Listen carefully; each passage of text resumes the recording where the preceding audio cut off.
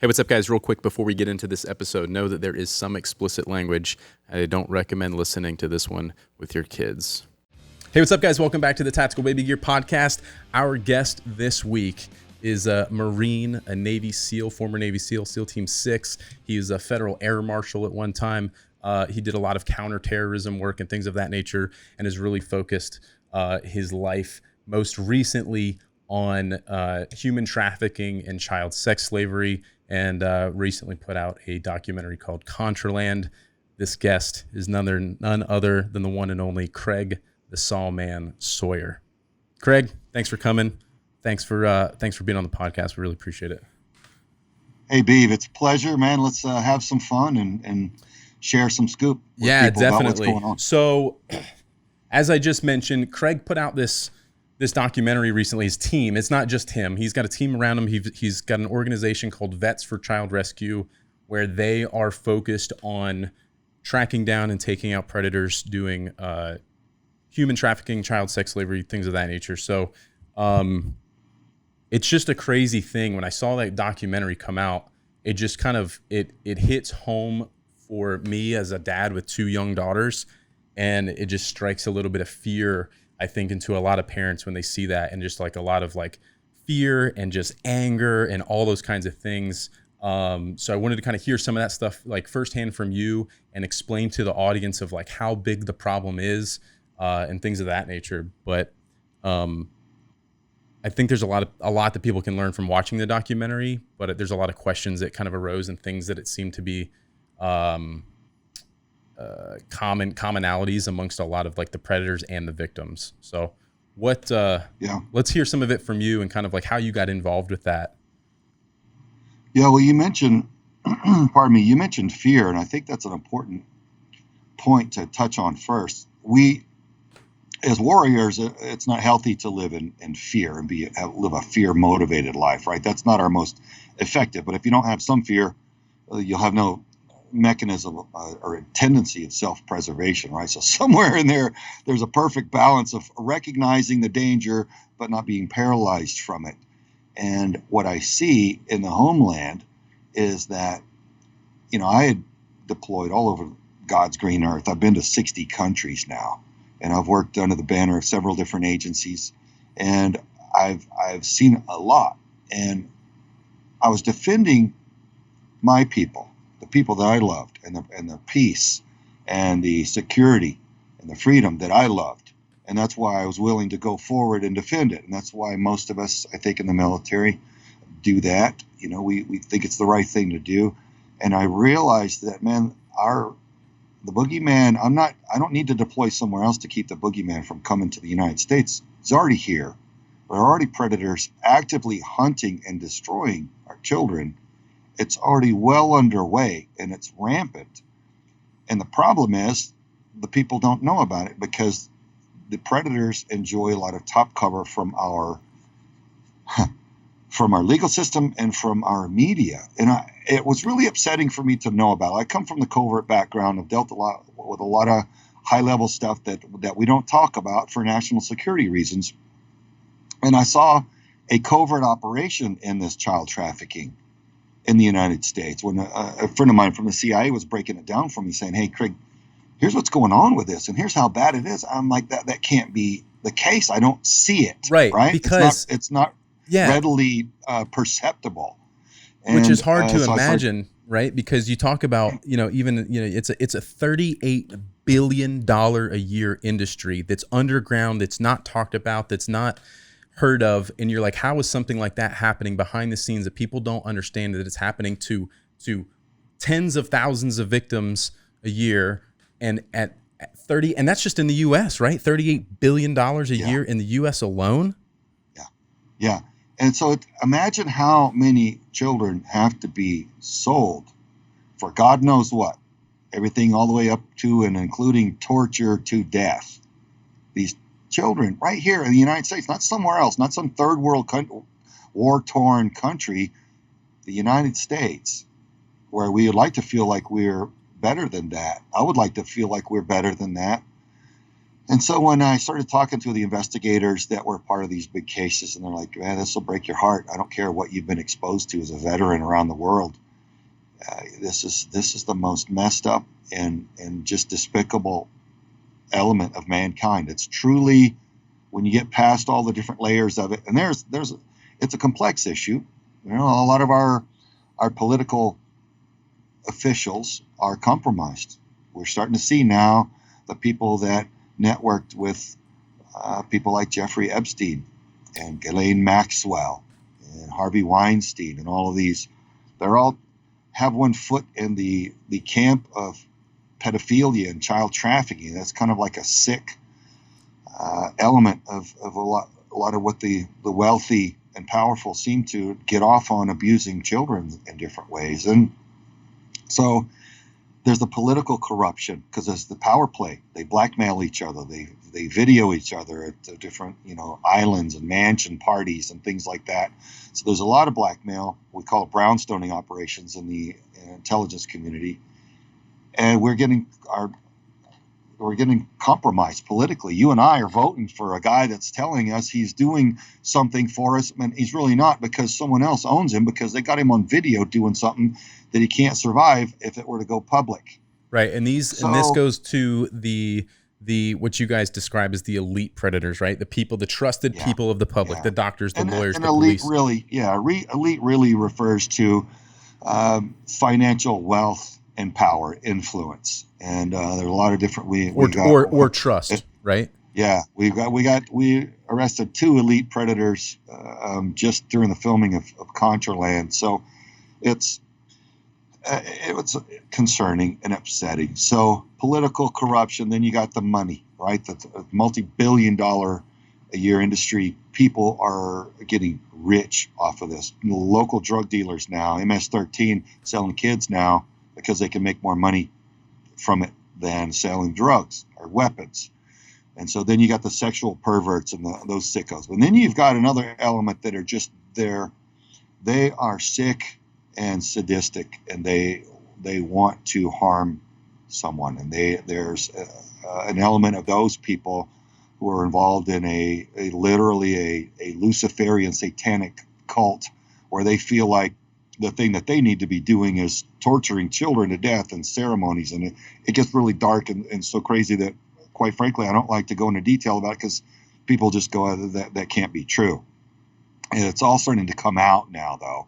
And as Ghislaine Maxwell starts testifying, and they start unraveling that intel and exploiting the evil that's in that woman's head, and investigating the network involved that she's involved in, and that she and Epstein catered to, it'll all start coming out more and more and more. But people are paying attention to it already, understand that, we're not being told about this on the mainstream news media. So, but after all the sexual perversion, all that, there is literally a clash between good and evil. It is at its core. It is a spiritual clash. There's a negative energy and there's a positive energy. I don't care if people fully understand it or not. There is a nature of good and bad in this universe. And what drives people to do these horrible, unthinkable things, it's evil. And so I thought, well, what am I going to do about this thing? I've got a lot of skills, man, and Uncle Sam's poured millions of dollars into training me, and I've given a lot of my time and my health all over God's green earth. What can I do about this? And I realized that I was witnessing a covert operation, very efficient, very effective, with a lot of top cover. And I'm like, the worst thing that I could do against them is to compromise it, to take away that veil of secrecy, to wreck it for them, to wreck the ease at which they are operating against our children. And the best tool that I could identify is a quality documentary that walks the people through the reality of it. Because like you and I have just been saying, you can't just tell someone, oh, this is happening at this degree, and you've never been told about it. It's hard for us to wrap our minds around it. But then when you walk them through it, you show them how many predators come running, and you show them how they think, and you show them the surviving victims and everything. People can start to see the evidence of, wow, this is This is actually a real thing, and wow, it's actually big, and it's right here in my hometown. It's not somewhere else. Right. It's And widespread so, across the country, as you showed in your documentary, like the small town of Connecticut, or, all these other small towns, and to let them know, like, you guys put an ad out on Craigslist, I guess it was, right? For we use what is different an apps, ad but like yeah, that? Craigslist is one of them. Right. And then you got thousands of people responding to these ads, which is just crazy in some small town. And you're saying, I mean, this is happening across the country in every small town across America. And I think Yeah. that's what's important to know. And, on the flip side of it, for the predators, or not the predators, but the victims, there's that side of it. Like, we've talked a lot about the predators already, and you just kind of touched on it. I want to go deeper into some of those things, but like, Yeah. the victims, like how there's the victim side of it, and like how they get groomed into this, a lot of people wonder, like, how in America does a young girl, a 12, 13, 4, 5, 6 year old girl, and some boys, fall into this trap, and how does that happen? Yeah, it happens a number of different ways. A lot of ways that we're tracking on now is Child Protective Services. Those are state-run organizations, and they get financial incentives from taking children from their biological families. There is no financial incentive in reuniting them with their biological families. That's a counterproductive arrangement. And let's say the biological parents or single parent are problematic. Well, then taking a child from a horrifically abusive parent would be a rescue. That'd be a good thing. And in theory, CPS is supposed to take children from horrible situations and put them into more healthy situations. And in a lot of cases, I'm sure that is the reality. But it's also very prevalent that they're targeting typically single moms that may be working multiple jobs. She may have multiple kids, and she's trying her best to raise them without a daddy. And it's hard work. It's exhausting. I would not want to have to do it. God bless the ones that are doing the best they can, but they get targeted by the state. They have a lot of money, a lot of horsepower, and these single moms can't all put up a big legal defense because it's expensive, and you have to know people and find good lawyers. The state know that. And so they'll go in CPS, target the mom. Hey, this kid's nose looks sturdy. This one looks a little thin. We find you. We deem you an abusive mother. We're taking your kids. Now, again, sometimes they are abusive crackhead moms who are prostituting themselves, prostituting their own kids, and CPS taking the kids. It would be a rescue. But in some cases, the moms are innocent, and it's a loving family. And although not perfect, they're targeting and taking the children illegitimately. Anyway, the children go into the foster system, and they get passed from one household to another, some loving, some abusive. And then eventually the children get handed off one too many times and off the books completely and sold outright on the black market as a piece of meat to torture and abuse and murder or do whatever you want. So that is a very dark and diabolical thing. Now, one young lady that we were able to recover from this lifestyle she was a runaway, as a lot of them are. They start off as runaways, and then they fall victims. And I'll walk you through it a little bit more. But she was out there on the run looking for, a place to stay, food and shelter. And there was a young man who was being pimped out by his own mother. Well, the young man befriended the girl and as a sort of recruiter. And he said, you can hang with our family. You'll be one of us. We'll take care of you. And then they began grooming her.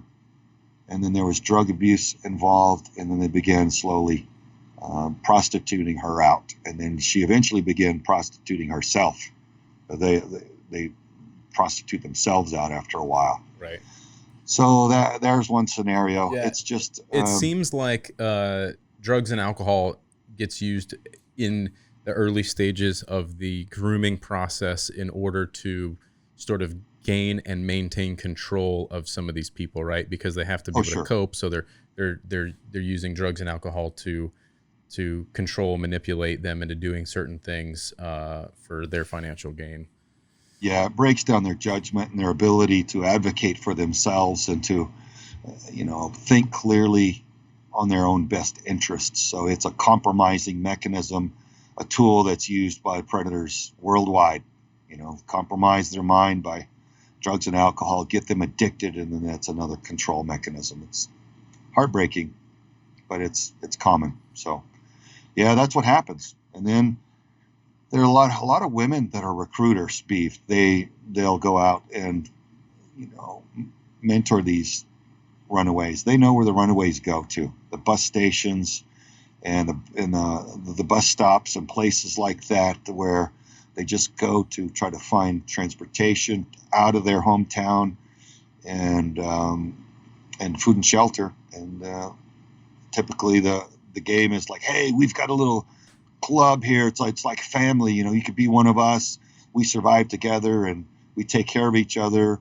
And then there's nothing mentioned first about the drugs usually and the prostitution. It's about, hey, we take care of each other, and then it morphs into, over time, hey, we kind of have to take care of each other, and some of what we do is we kind of we take care of people a little bit. We entertain, and with the money that we can feed each other and ourselves, and we survive. And it's us. We're a family. We're a team. We're a tribe. And then It just gets worse and worse. So these things, there's multiple facets to this, obviously, but a lot of times the grooming process, like, it's not an overnight thing or something that happens immediately. Like, this could go on for months and months before they kind of have them. They build that trust with them, right? That's what they're trying to do. They're, oh, trust me. This is going to be good for you. And then all of a sudden they have control of that person and able to do what they want. They use the terminology Romeo pimp. So a guy that will pretend to be if it's a girl, her boyfriend. Hey, I love you. We're a team. We've got some other girls here. I love them too.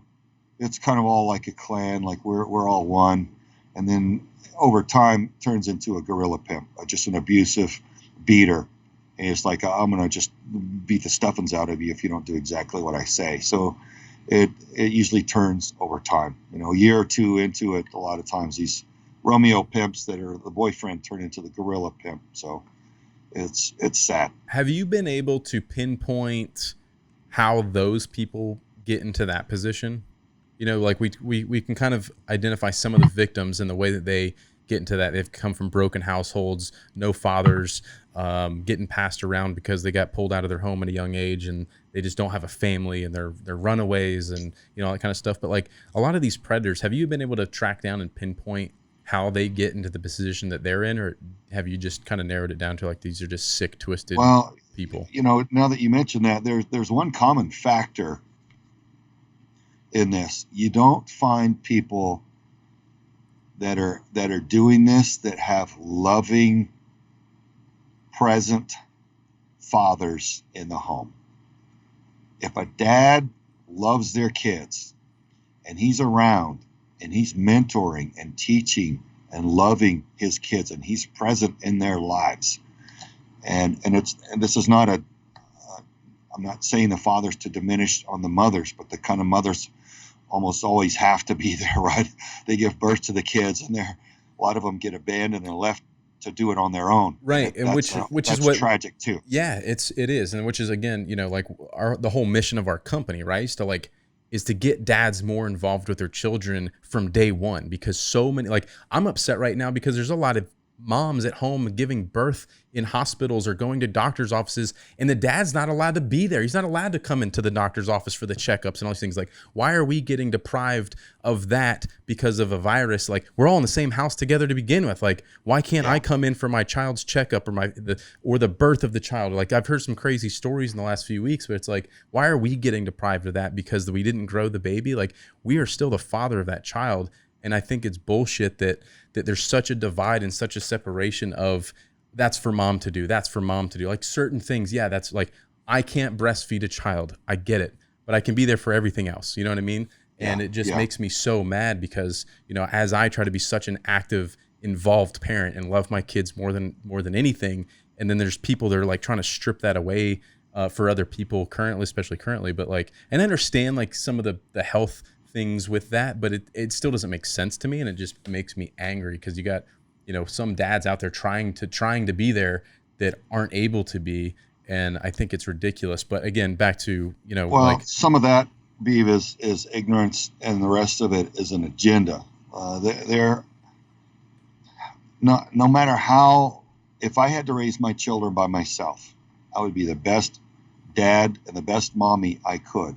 But I could never be as good a mommy to them, a nurturing, loving mother, the way only a woman can do. I could never do that as well as a woman. That's just factual reality. Mm-hmm. Women are better at that. They are better at some things than we are. And ultimately, there is no better combination than a loving mother and father to raise well-grounded, secure children who grow up to be secure, productive adults. And that's one of the things that has made our country so strong. Talking about the military now, if you want to talk about national security, well, look at the 45 goals of the communists created after World War II to overcome the United States. They knew they couldn't beat us militarily with tanks, planes, and guns. So they targeted what made us strong, what made us insurmountable, what made us undefeatable as a nation was our culture. And at the core of that culture are basic Judeo-Christian values, our Constitution that protects us and puts we the people in charge, unlike other countries. Our government's not supposed to tell us everything to do. We're supposed to choose what we do. That's a unique culture. And the mother and father family unit is at the core of that culture, and it works, and it provides a unity. Those things together and our patriotism provide a secure populace who love their country, who love each other, and will fight like hell, right? That's hard to beat. So they are targeting that. And that's why a lot of what we're seeing through big Hollywood, mainstream news media and pop culture, and even academia now, they're trying to tear that down. Why? Because they've all been bought out by our global enemies that are on that Marxist agenda. They want a singular world system where a few people have control of it all, and you and I lose our freedoms and liberties. And there is no strong and powerful United States in that. And what makes the United States so strong?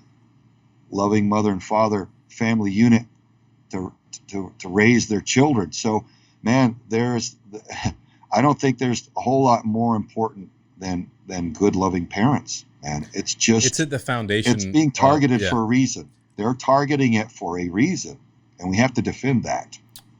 100%. And I've talked to some other people in law enforcement and stuff, and they've said the same thing. A lot of the criminals that they deal with, a lot of the crime, like real at the core of it is just like really messed up households and homes and broken homes and runaway kids and drugs and just like not. And at the root of that is because their father wasn't around to teach them right from wrong. Right? This is the right way to do this. You don't do that. You don't lie, cheat, and steal. You don't treat a woman that way. And or they didn't have the father at home treating their wife respectfully. And maybe that translates to the son to think that, oh, it's normal to beat your wife. That's okay. That's the household I grew up in. It's normal to tell my wife this or to treat her that way. And we had Dakota, Dakota Meyer.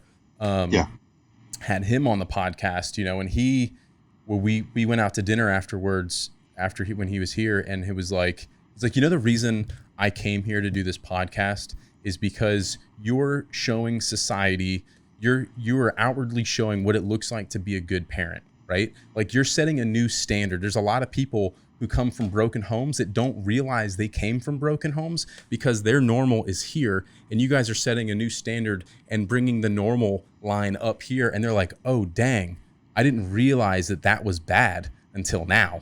He's like, you're shedding light on a situation that people don't realize that they came from broken homes. He's like, there was a lot of things in my life, in his life, he came from kind of a screwed up, messed up, broken household too, where he lived in a trailer in like backwoods Kentucky or something, and like SWAT teams kicking in his door, and his mom's growing weed in his bedroom closet, and like all this stuff was like a regular occurrence. He's like, man, I didn't know house didn't have wheels till I was like 11 years old. Like he came from that sort of a situation where it's just like it was normal for the cops to kick your door in, and it was just like crazy. He's like, but I didn't know that wasn't normal until later on. Yeah. It broke my heart. He was staying here at the house one time. He and I would were going to do some sniper competitions as a team there for a while back. And he came into the living room. My wife was opening a window, and he said, "Oh, are you smoking crack?" And she's like, "Excuse me?"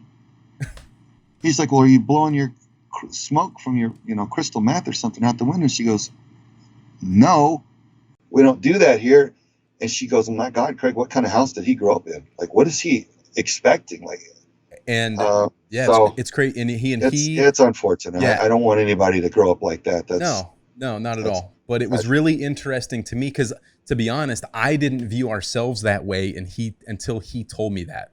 I was like, oh, no shit. Because I came from a great household where my parents were awesome, and I wouldn't change anything about it, and that's my normal. So I just assumed everyone else had that life too, And then as you gain experiences in life and talk to other people, you realize, like, whoa, there's some really screwed up stuff in the world. And even Gary Vee, I'm sure you're familiar with who Gary Vee is. Maybe not the social media kind of expert guy, but he was on the podcast. He's got a huge following, and he's a massive company, hundreds of millions of dollars and all this stuff. And he attributes a lot of his success to the way he was parented. And so we had him on the podcast. We're talking about those things, and he's like, he's like, there's a stigma around dads and like stay-at-home dads, and he's like, I think that there's a lot of moms who might be better off at job being, the one making the money. And there's plenty of dads in the world who might be a better, more nurturing person. As you talked about, like, I would be the best mom I could be. There's a lot of dudes who are like naturally more nurturing and more caring maybe than their wife. And the roles might be reversed, and they might all be a better household that way. But there's such a stigma around stay-at-home dads that they're afraid to like speak up and say, you know what, I think I'd be a better dad at home and let you go to work, Sally, or whoever. And it was just really interesting to kind of start hearing some of those perspectives. And it made me really want to spread our message and our mission even more. Cause I'm like, man, we're really making an impact, especially if we can get those dads involved at an earlier age. It's just a really interesting, like, thought. Yeah. That so much of broken society just comes down to mom and dad. You're right. And that's what I've seen as well.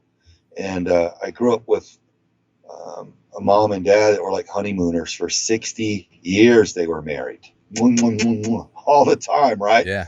And it was cool, but I didn't realize that it was abnormal. I grew up watching Leave It to Beaver and shows like that, where there was always a mom and dad, and there was a respectful, loving home. And it wasn't until I was in high school when we could start to drive. Most of the buddies that I all hung out with would all get together to drive from Texas up to Colorado to go skiing over Christmas. I'm like, Christmas, that's the best day of the year. Are you kidding me? Right. Why are you guys leaving your families for Christmas? They're like, Craig, look at our families. All of our parents are divorced. We don't have what you have. Yeah. And so tough. I never went skiing with all my buddies, but that was my kind of wake up call, my eye opener. Like, man, what I have is precious, and it's not standard. It's not automatic, and I began appreciating it a lot more. Yeah, definitely. And I don't discount too. There's a lot of families that may I don't know what the correct definition of a broken home is, but there's plenty of divorced parents, right, that have kids that go back and forth between mom and dad, and there's nothing wrong with that. I just want to make sure that I don't want to like throw shade on any of those situations, because I don't think that that's necessarily a bad thing. A lot of times it's better if mom and dad don't get along and they're better off apart, as long as both parties are involved the best they can be and the kid's not getting ruined from it. I think that's perfectly, I think that there's no problem with that. We're seeing that a lot more in society. A lot of marriages don't last in the US the way they used to. Like, that's completely changed. I don't know what the statistics are on that. But I don't think that's the problem necessarily, as long as dad is still involved and doing his best and not just being like, well, not my problem anymore, see ya. That's where it's a problem. Yep. Yeah, and it's hostile for a government to pay a mom to keep having children as long as there's no dad in the house.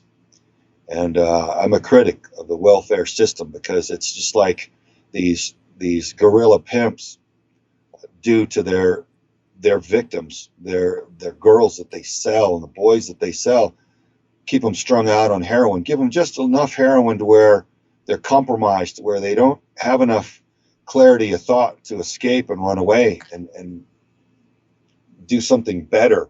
And I think if you give somebody just a little trickle of money, just enough to stay in the ghetto and buy their crack cocaine, and as long as there's no father around, and not get an education, not build their own company, not go aspire to something higher, just to stay down. I think that's such an ugly and hostile thing. And it's couched in this, we're giving them, we're helping them. And it's like, no, that's not how you help somebody. Right. You give them a hand up. You don't give them a hand out and to keep them down and keep them in the ghetto. That's an ugly thing. And I hope people start realizing that more and more, so that everybody can kind of step up and grow into a better life.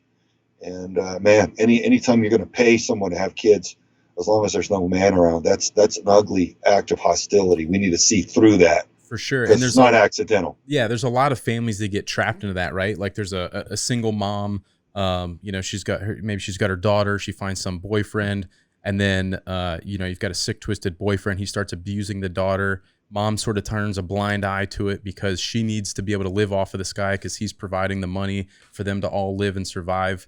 It's just crazy. It's heartbreaking to think that mothers would turn an eye to their own child being abused for the sake of this guy paying for dinner. Yeah. It just breaks my heart. Something else I wanted to touch on was NAMBLA. You guys talked a lot about the NAMBLA stuff, and part of this, I want to know if there's a way to identify predators. As I talked about the fear of a father with two young daughters, like, is there a way to identify some of these predators, which kind of made me think about the NAMBLA and the stuff that was going on there, because those, based from the documentary from Contraland, those people didn't seem to be super identifiable. They kind of walked all the facets of life, right? Of they're not one type of person. Yeah, it's really true. You can't judge a book by its cover in this case. You have to judge by behavior. And Bob Hamer was a Marine that went into the FBI. He's on our board, and he went inside of NAMBLA while he was undercover with the FBI and got 8 convictions on their senior officials there. North American Man-Boy Love Association. They're a pedophile group that targets young boys. And it's our government not only allows it and made it legal, but and some of them are promoting it. There are members of Congress that I think are members of NAMBLA. So this is don't even open organization like that. I wasn't familiar with NAMBLA before watching Contraland. Yeah, it's a very sick and disturbing occurrence that we have a group of child predators that are allowed to have an organization and advertise what they do, and even buy political influence and lobbying, and it's a big organization, and I think it should not exist. Yeah, it blows my mind. And they say that to be a pedophile is not a crime. Well, raping a boy is a crime, and that's what you're all about. That's what you're facilitating. So just a bunch of sick minds. Yeah, and they go through the same grooming process, right? Like you guys explained. It's oh, hey, check out my cool car. You want to go for a ride? And then they build that trust. And these the victims of NAMBLA, the young boys, what kind of, do they come from the same kind of broken home situations, or is it just completely random? Yep. Where they're looking for that validation? Bob Hamer, and I believe even in the interview in Contraland, you even hear him say it. He's never seen a boy victim who is significantly compromised who had a loving father in the home. Never. It's crazy. That's how effective having a dad who's loving and present is in these child's lives. So again, a mother's irreplaceable, a father's irreplaceable. Sometimes parents have to do it on their own, and God bless those that have to. But man, if you can have a loving mother and father together, that's an unbeatable combo. For sure. All right, now let's kind of flip it over a little bit. This is going to get to be touchy for you, I'm sure. As a dad who has done all the things that you've done, and actively going after predators and loves his daughter, for your own daughter's situation, I'll let you, maybe, do you want to explain it so I don't butcher it? Yeah, well, speaking of good and evil, I mean, people can weigh this out on their own. But as soon as I had thrown my hat in the ring and we had dedicated, and I had announced that I was going to bring all of the assets that I could bear against child trafficking in the United States to expose it and eradicate it, we began building the organization, fundraising, doing what it took to stand this thing up. And our daughter was taken at knife point and sexually assaulted all night long by a serial rapist, a local serial rapist that had been in and out of the system his whole life and should have been in prison. Quite frankly, he should have never been on the streets to harm our daughter.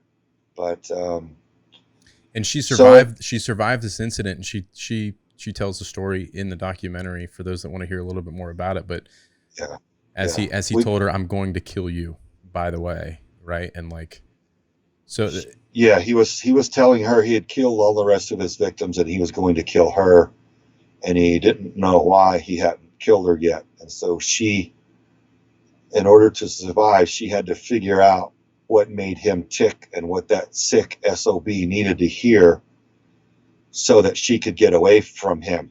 And so she basically out-thought him. Kind of manipulated, she figured him out. She's very intelligent and she's very strong girl. And so she figured out what she needed to do to survive. And she told him whatever he needed to hear. And that was not good for her. It's not anything I would want any young girl to have to experience. Right. And those are the fears. Very traumatizing. Of course. I can imagine that what was going through her head and then your head after the fact, getting that phone call, and how you guys dealt with that as a family. I know that's probably, it'll never be the same for you guys. Yeah. But here's some positive stuff that came out of that. So she decided that she wanted to fight back. So we did, and she went through the full rape kit, talked to the investigators. It was a whole thing where they went and found him and brought him in, and he spent 2.5 years in jail while we're fighting to get him prosecuted. And our system in Tucson, Arizona, allowed this serial predator to fire 13 different public defenders. And finally, his 14th one, he fired and then represented himself, but he brought his defender with him. So anyway, before he was allowed to go to trial or made to go to trial, my daughter said she wanted to participate with us in our joint sting operations with law enforcement. And anyway, after some negotiation process, she let me know she was going to do it with or without me. And so I decided she was going to do it. She's going to do it with me, where I could make sure she was safe. And she helped us put 9 predators away. And the average number of children that these predators harm is 70 each. So look at all of the children that will never be raped because of her actions and helping fight back. Right, which really empowered her. That seemed to be a huge healing process for her to be able to take that power back and put these guys away and kind of have a handover on them. Yeah, she would just watch them morph. Some of them passed out, some of them cried, some of them tried to run, some of them begged for leniency, and she would just fold her arms and get really close to them and just look at them. In a couple of places, she would get almost too close. I'm like, not that close. Back up a little. We don't get to do that. Social distancing. Yeah, you're not law enforcement. But she was angry. I bet. But she would watch them, their entire countenance change from predator into prisoner. And she saw that she could fight back and that the system could work for her. And she spoke about it. And so many other mothers let us know, and the victims themselves, hey, I'm a victim, or my daughter was a victim, and thank you for, talking about what you've done. It's empowered me or my daughter too. So that's cool for me as a father to be proud of our daughter and fight back. And and have something so powerful and good come from it. So then eventually we did have the trial, and she was made to be put on the witness stand and tormented by her own rapist for over 2 hours. He was able to accuse her of all kinds of horrible things, and the judge really didn't stop him, and he'll let him try to humiliate our daughter. And then our daughter just kept speaking the truth right to the jury over and over and over again. She was ignoring all of his antics. And then after, what was so beautiful, I wish everybody could have seen this courtroom trial, is the expert witnesses came in with the factual evidence, the DNA evidence, the video evidence, and what the evidence revealed was exactly what Aspen had said, word for word, every time. It was so beautiful to see the nails being put in this predator's coffin, and every single thing he said was a lie, and everything that she had described was absolutely accurate. And so they put him away, and guilty on all counts, 68 years. Good yeah. For you guys. I'm proud of her for that. That's incredible. Good for her. Yeah, she's a good one. So she still struggles with it a lot, but that was really helpful in helping her kind of get back in on the saddle, so to speak, in life. Yeah, and not just sit and let it shatter her, let it ruin her. Yeah. Gosh. So one of my questions here is what can we do about it as a society and as a group? How do we stop it? What kind of training can we give our kids? What do we need to be talking to them about? In Aspen's case, right, where she was held at knife point, it wasn't about a broken home. It wasn't about a dad that didn't love her. It wasn't about being groomed. It wasn't all this stuff. It was just like a straight up knife point, kidnapping, rape situation. So, kind of amongst all of those things, like what are the things that we need to be doing for our own kids and our own families to ensure that this doesn't happen to us? Yeah, well, I give a hard target training course that's all about personal security. It gives a lot of empowering information on situational awareness, threat recognition, how to avoid this exact thing. And so my daughter's been through that course now. Yeah. And so her situation is entirely different. Of course, she's armed to the teeth, and she's agitated. And I would hate to get on the other side of her. The next poor chump that tries anything on her is just going to be a statistic on the news. And but situational awareness. Look, I teach in my course just the simple discipline, the self-learned behavior of the scan. And what I mean by a scan is take your eyes and look from left to right and look at who's there and what's there, and just get a general sense of the occurrences of who's there and what's going on around you. Whether you walk into a new hallway, a new room, or you walk back outside from in a building, or you walk into a building from outside, you're in a new space.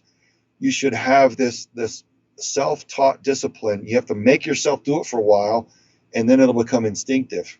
And just look completely from your left to the right, and just drink in the surroundings. Right. Your brain can process it. What you can see it at a flash sight picture. Either it's safe to cross the street or it's not, right?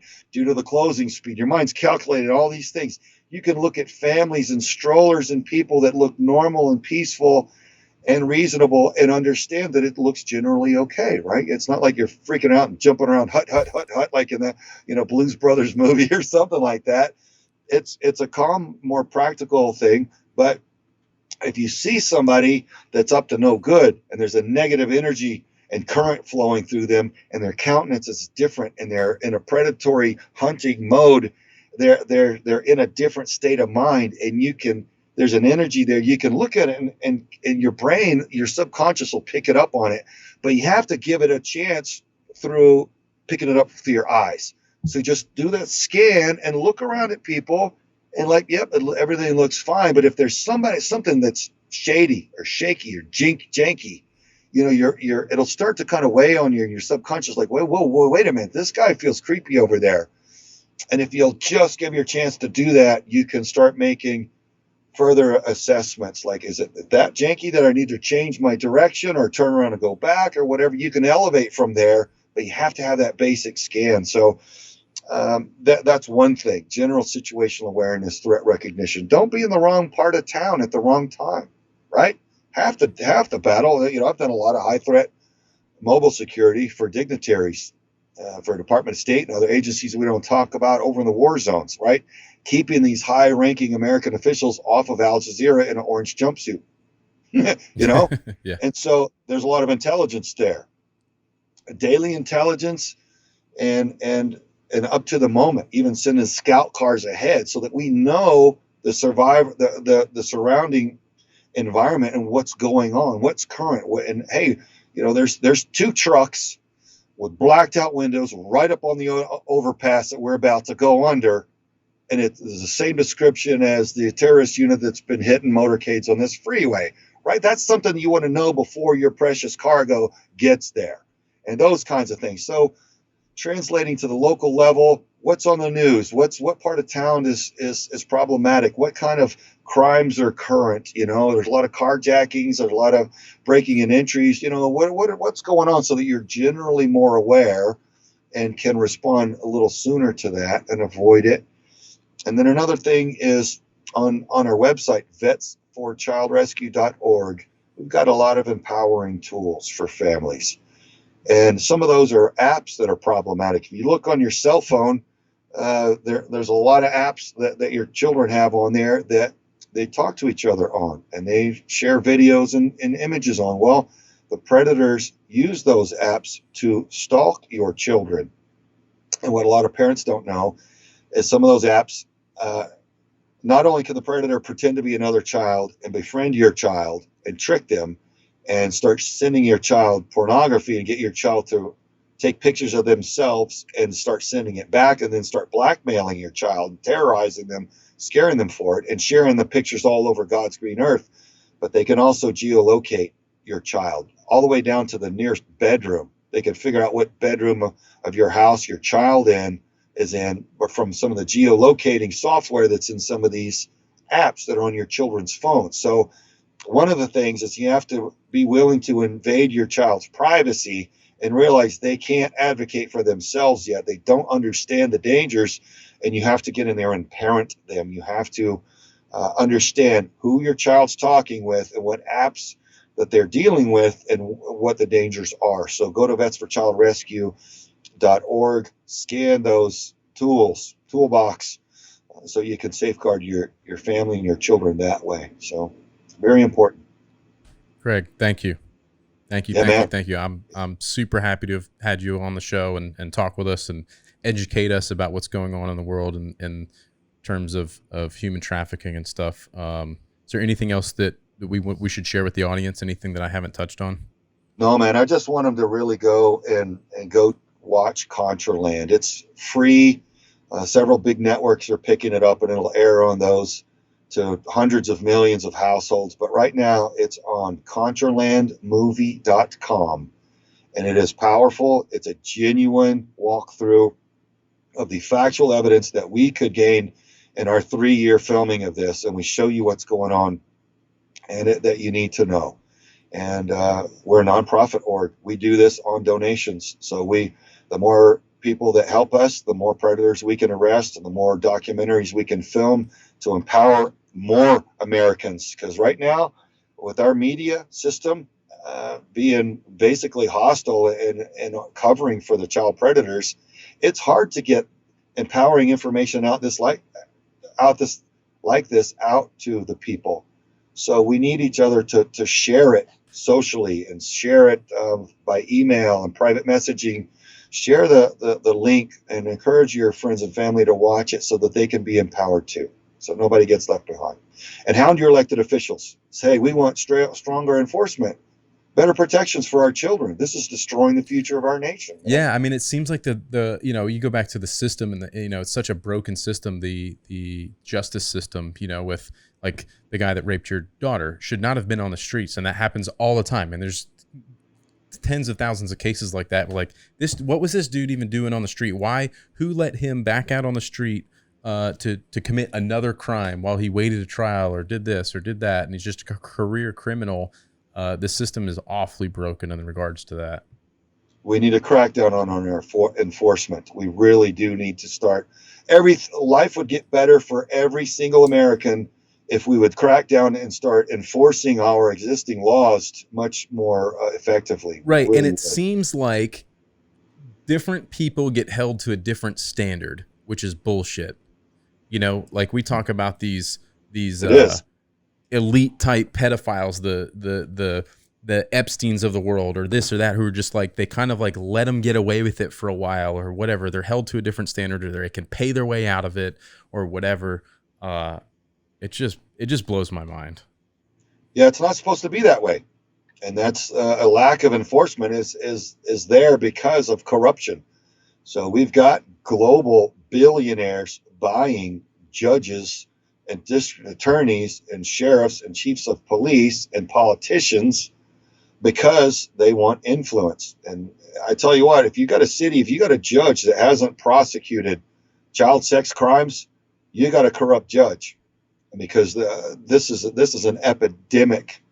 So judges should be putting child predators away like it's a sport, man, like it's a race. Right. If you got one that doesn't have a record of that, you got a crooked judge, and you need to vote them off the bench, folks. This is a serious threat to all of our children and the future of our country. If you talk about strategically, internationally, our enemies want our children psychologically traumatized and shattered because they grow up to be pretty darn ineffective adults at defending their homeland and culture. They barely feed themselves. Well, we're seeing that so play out damaging, already you know. with certain generations of people doing ridiculous things right now with Yeah. you know, all these riots and all this craziness, and I won't even get into that side of it, but Yeah. I mean, you've already seeing it play out with, you know, there's just a bunch of people out there throwing temper tantrums and they're getting what they want.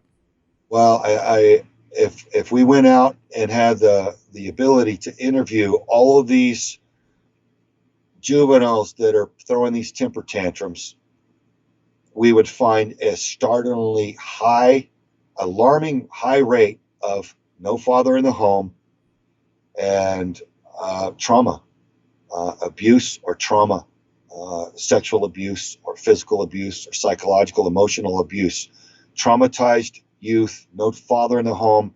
They're not grounded. They don't know what they stand for. They're easily manipulated through ideological subversion campaign, which is heavy. There's trillions of dollars being spent to subvert the culture of the United States right now.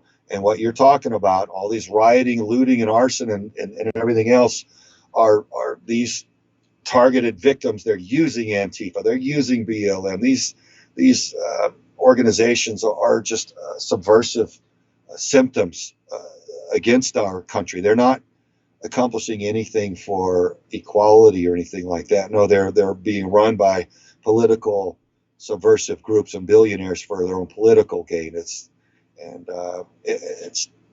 unfortunate, but it's a good example of what happens. Look at those crazy people with all the crazy hair and the safety pins and the inked up face and all that. What are they messaging? They're messaging that they're broken, that they're miserable, that they don't like this world, that they're rebelling because God only knows what's been done to them. They need love. They need healing. They need education. They need help.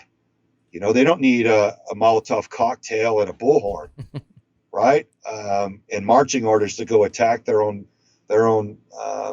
neighborhoods. So, yeah, you're right, brother. You're right. It is a symptom of it, and we need to fix it. And stronger enforcement, good, loving homes. That's the way out of this. You know. Yeah. Put the people behind bars that are ruining life for all of us, and let the rest of us live healthy, productive, happy lives. That's it. Cool. Craig, thank you so much once again. I really appreciate it. Everybody that's listening, thank you very much. Make sure you go check out Vets for Child Rescue, and we'll make sure that all the links that we discussed are in the description to the video. Craig, thanks again. It was a pleasure. Thank you. I enjoyed it. Yeah, Take care, brother. Guys, thanks for listening to the podcast. As I said before, all of the things that we discussed will be links will be down in the description. Make sure you like, subscribe, leave your comments, ratings, reviews, all the things. I would appreciate it. And I'll see you on the next episode. Peace.